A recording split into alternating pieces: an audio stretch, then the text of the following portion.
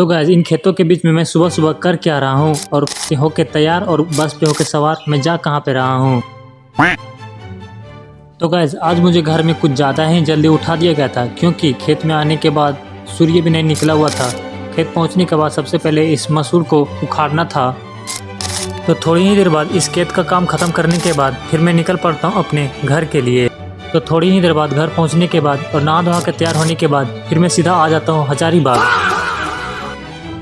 हजारीबाग पहुंचने के बाद सबसे पहले मैं टोटो पे होके सवार और फिर मैं निकल पड़ता हूं अपने रूम के लिए। और पता नहीं ये डिस्ट्रिक्ट मोड़ से क्यों लेके जा रहा है, सीधा सीधा क्यों नहीं गया। तो थोड़ी ही देर बाद पहुंच जाता हूं मैं अपने रूम। तो रूम पहुंचने के बाद मैं और मेरा दोस्त होके तैयार और फिर मैं निकल पड़ता हूं डिस्ट्रिक्ट मोड़ के लिए।